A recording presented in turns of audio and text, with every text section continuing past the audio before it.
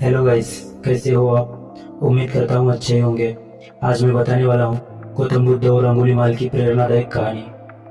दोस्तों, ऐसी कई मोटिवेशनल, लोकप्रिय और रोचक कहानियों का सफर हम आप तक लेकर आए हैं, जिन्हें लोगों ने बचपन में अपने दादा दादी या नाना नानी से सुनी होती है या फिर टीवी पर देखी होती है। लेकिन इस चैनल पर आपको ऐसी बहुत सी मोटिवेशनल, लोकप्रिय और रोचक कहानियाँ मिलेंगी जिसे सुनकर आप बहुत कुछ सीख सकते हैं और आपको कुछ अच्छा कर गुजरने की ऊर्जा मिलेगी।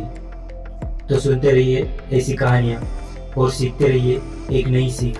साथ में ऐसी मोटिवेशनल कहानियाँ अपने दोस्तों को भी शेयर करते रहिए।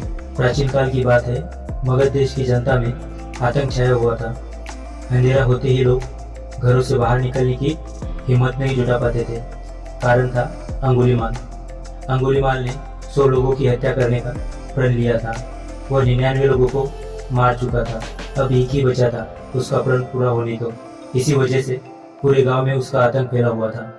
अंगुलीमाल एक खूंखार डाकू था जो मगध देश के जंगल में रहता था। जो भी राहगीर उस जंगल से गुजरता था वह उसे रास्ते में लूट लेता था और उसे मारकर उसकी एक उंगली काटकर माला के रूप में अपने गले में पहन लेता था। इसी कारण लोग उसे अंगुलीमाल कहते थे। गौतम बुद्ध वैशाली नगर से प्रवास कर रहे थे। लोगों ने उन्हें रोका। बुद्ध को लोगों ने बताया कि वैशाली के बाहर जंगल में अंगुलीमाल नाम का एक लुटेरा रहता है। वो लोगों को लूटता है और मार देता है, फिर उनके हाथों की उंगलियां काटकर उसकी माला बनाकर पहन लेता है। ऐसी खतरनाक इंसान के सामने जाने से अच्छा है आज रात यही रुक जाए। गौतम बुद्ध ने कहा कि मैंने एक बार प्रवास करने का मन में बना लिया तो मैं पीछे नहीं हट सकता, मुझे जाना ही होगा। लोगों ने बहुत रोका, सुरक्षा के लिए साथ चलने को भी कहा, लेकिन बुद्ध अकेले निकल पड़े।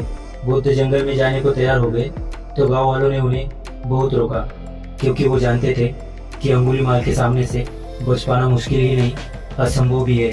लेकिन बुद्ध अत्यंत शांत भाव से जंगल में चले जा रहे थे। तभी पीछे से एक कर्कश आवाज कानों में पड़ी, ठहर जाओ, कहाँ जा रहे हो। बुद्ध ऐसे चलते रहे मानो कुछ सुना ही नहीं। पीछे से और जोर से आवाज आई, मैं कहता हूँ ठहर जा। बुद्ध रुक गए और पीछे पलट कर देखा तो सामने एक खूंखार काला व्यक्ति खड़ा था। लंबा चौड़ा शरीर, बड़े हुए बाल, एकदम काला रंग, लंबे लंबे नाखून, लाल आंखें, हाथ में तलवार लिए वो बुद्ध को घूर रहा था। उसके गले में उंगलियों की माला लटक रही थी। वह बहुत ही डरावना लग रहा था। बुद्ध ने शांत वो मधुर स्वर में कहा, मैं तो ठहर गया, भला तू कब ठहरेगा। अंगुलीमाल ने बुद्ध के चेहरे की ओर देखा। उनके चेहरे पर बिल्कुल भय नहीं था, जबकि जिन लोगों को वो रोकता था वे भय से थरथर कांपने लगते थे। अंगुलीमाल बोला, हे सन्यासी, क्या तुम्हें डर नहीं लग रहा। देखो, मैंने कितने लोगों को मारकर उनकी उंगलियों की माला पहन रखी है। बुद्ध बोले, तुझसे क्या डरना, डरना है तो उससे डरो जो सचमुच ताकतवर है। अंगुलीमाल जोर से हंसा, हे साधु, तुम समझते हो कि मैं ताकतवर नहीं हूँ। मैं तो एक बार में 10-10 लोगों के सिर काट सकता हूँ। वो तो बोले, यदि तुम सचमुच ताकतवर हो तो जाओ उस पेड़ के 10-10 पत्ते तोड़ लाओ। अंगुलीमाल ने तुरंत 10 पत्ते तोड़े और बोला, इसमें क्या है, कहो तो मैं पेड़ भी उखाड़ लाऊं।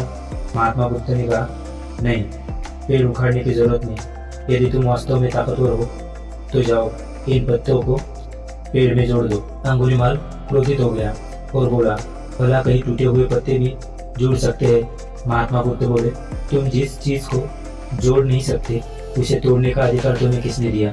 एक आदमी का सिर जोड़ नहीं सकते तो काटने में क्या बहादुरी है। अंगुलीमाल अवाक रह गया।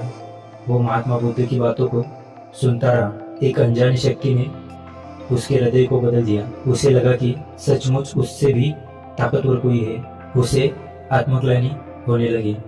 वो महात्मा बुद्ध के चरणों में गिर पड़ा और बोला, हे महात्मा, मुझे क्षमा कीजिए, मैं भटक गया था, आप मुझे शरण में ले लीजिए। भगवान बुद्ध ने उसे अपनी शरण में ले लिया और अपना शिष्य बना लिया। आगे चलकर यही अंगुलीमाल एक बहुत बड़ा साधु हुआ। कहानी से सीख मिलती है, कोई इंसान कितना भी बुरा हो, लेकिन अगर आप अपनी अच्छाइयाँ नहीं छोड़ते हो तो कोई आपका कुछ नहीं बिगाड़ सकता। सत्य और धर्म के आगे हर बुराई को झुकना ही पड़ता है। परेशानियों और मुसीबतों को सामने देखकर डरना और घबराना बेकार है, शांत मन से उसका सामना करें। आशा करता हूँ कि इस वीडियो से आपको कुछ नया सीखने को मिला होगा। ऐसी और मोटिवेशनल वीडियोस के लिए वीडियो को लाइक और चैनल को सब्सक्राइब करें। धन्यवाद।